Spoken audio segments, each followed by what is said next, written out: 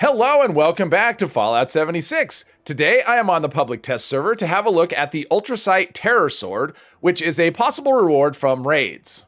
So the Terror Sword is a unique named weapon. It comes with 50% armor penetration, 40% weapon speed, less damage taken while power attacking, and it actually has a 4th star effect. When in combat, when a combat target is poisoned, you'll deal 50% bonus damage. And this also deals poison damage. Now that says applies 30 poison damage for 10 seconds on contact. That actually does scale with perks and with strength and food buffs. You can see down there my poison damage that I'm doing over time is 1594 over 10 seconds. And it does ballistic, it has split damage, ballistic, and poison damage. It also has -5 durability. I'm not sure what that means. I don't know if it's like the curse effect where it breaks twice as quick or what that exactly means. I haven't had it long enough to know. Now this doesn't have any mods, so it kind of comes as it is, and the legendary effects cannot be changed. I would say really the only downside about these effects is that robots are completely immune to poison. I mean, the ballistic is still pretty decent, so it should be okay against robots, but it's not going to be overwhelmingly strong because that poison, I don't think will do anything at all because they do have poison immunity. So since it is two-handed, we are using the Slugger perks. Now, normally I run Ricochet, but it is pretty good, and I'm going to remove that just because, yeah, I don't want enemies dying from that. I want to see how they do against the sword. But I will be using Hack and Slash. I have that at maximum rank, so that should be a nice little bit of extra visual effects. Now, for mutations, I'm using Twisted Muscles. That'll give me extra melee damage.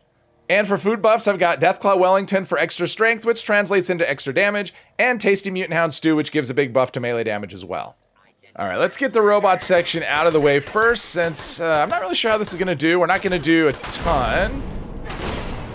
There was a little bit of damage over time, so even though they have immunity, you can see that health bar is still getting, well, that could be bleed damage though. I'm wearing Thorn armor, so that's probably what that is. It's probably just the bleed damage, because it shouldn't be poison damage? I mean, it shouldn't be, because if you look at them with awareness, yeah, there's no way he would take that many hits if the poison damage was actually doing anything. So, but still, I mean, as just a pure ballistic weapon, it still does. Oh, yeah, they've remapped the they've remapped the controls, and power attacks are no longer a thing that's even remotely easy to do if you're using a controller. There we go.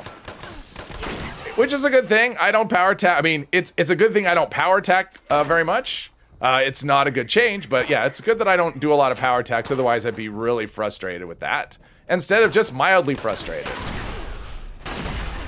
But yeah, I think the damage over time must be coming from the Thorn armor from that, rather than any kind of poison, because they are getting something. I'm not hitting their whole health bar at once. Being shot, okay, Born Survivor. Yeah, Born Survivor is not working properly. That's supposed to kick in at 40% health, and that isn't even close to 40%, so hopefully whatever's wrong with Born Survivor on the PTS gets sorted out soon, because it is a bit frustrating to have your health get that low, and that's not intended. I'm using maximum rank, so it should kick in a lot sooner than is actually happening. There we go. That should be enough to take him out, and we'll have another 1 or 2 up top, and then onto something that actually doesn't have poison immunity, and see if the results are any different. But still, it's pretty good. I'm not unhappy with how this is performing at all. Now, one thing I do think is kind of confusing is that this comes from raids, and raids and melee don't go together. There's actually 2 of the 5 stages in raids. You can't even, I mean, melee doesn't do anything. It's completely useless. So I find it funny to actually get a melee reward from something that is excluding, I like this so far. This is actually really nice. We can just one-shot, come on, there we go. Is that going to do, mostly. Come on, there we go. Sometimes VATS does not cooperate when it comes to melee weapons. That's enough to take you out. Oh, and 2 for 1, awesome. And you? Nope, not you. So I'm guessing that because I have Hack and Slash, anytime there's an explosion, that damage over time from poison will spread to nearby enemies. That's how it works on other things, and that's how it works with like the fire damage over time from the plasma cutter, and this seems to be the same kind of thing, which is good. Yeah, anti-armor wouldn't necessarily be my first choice on a weapon, just because you're getting pretty much most of the armor penetration you need from Incisor, but it doesn't mean it's a bad effect. It just, there are other things that I'd probably rather have, but even still, as it is, this is definitely, yeah. And it looks really cool, so yeah, definitely I'll be using this when it comes to live. Another nice thing about this on a melee weapon versus a ranged weapon is no splash damage on myself from poison. You know, something like the Kabloom, that is a weapon that is, it's cool, but it's also hard not to, it's also hard not to kill yourself. Now, Snallygasters have very high poison resistance. They're not immune, but they have really high resistance. So I'm kind of curious how we do on them. Well, actually, we do pretty well. So that should be a 2-shot kill for you, and... okay, wow. I hit one for 2 shots and it kills both of them, so that's pretty nice. So even against, this does such a massive amount of damage over time that even against something that has really high resistance, I think that's enough to take it out. Maybe. It's hard to tell sometimes with the health bar. It looks like there's a sliver. Yeah, that's gonna take it out. It looks like there's a sliver of health, and it turns out there's not, and sometimes it looks like there's no health left and there is a sliver, but come on, why is that 0%? Come on, there we go.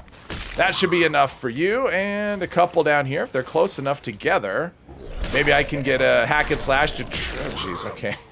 That wasn't the plan. If I can get hack and slash to trigger, I should be able to take both of them out just by hitting one of them. And my leg is broken. Well, that's not good. I'm losing my set bonus. Got my armor all repaired. Now, one thing so far I'm seeing with this weapon is that using it just, I want to look for more things to just fight. It's one of those kind of weapons where you use it and you go, okay, what else? What else can I fight? Ooh, wow, that's the level 60. Let's find the level 75 right here and see how we do against him. Or her, well, it says king, so I'm assuming it's him. All right, so 3 shots for him. That's not too bad. Humans should be a pretty easy, humans are always on the squishy side compared to creatures. Especially this creatures in this area. All right, let's see how we do against a Mirelurk Queen. Actually, that grenade took a little bit of her health, so that's good. Yeah, let's see how we do against her. I have no idea what her poison... I mean, she spits poison, and typically, like, the Snallygaster stuff that spits poison tends to have a pretty high level of immunity. But we'll find out right here and see... Well, okay, we're doing okay, but we're still... Yeah, we're still hit... Still have to do a little bit. So this is a fairly high effort kind of thing, and yeah, she does a fair amount of damage as well. Even though I have really high poison resistance, her melee attacks still hit pretty hard. All right, let's see if we can get a Scorch Beast Queen to land, and then, is that gonna land? Or is that just hovering? I'm not really sure. Ooh, that looks like a landing. Perfect. All right, let's see how we do against her. They are pretty tanky. They have a ton of health. I didn't notice if this was legendary or not. It is not, so let's see how we do. That's actually pretty decent damage. Not what I would call amazing, but the numbers are pretty good. I mean, she just has a lot of health, so, but the numbers are, hello. All right, now my VATS hit chance went to 0, but yeah, that was pretty easy. And there you have it, an early look at the Ultracite Terror Sword. Now again, this is on the public test server, should be part of the update that comes in December, and this is a possible reward from raids. And I'm very much looking forward to this weapon. Hopefully you enjoyed this video. If you did, please hit one of the buttons, and I hope you'll join me in the next one. Thank you very much.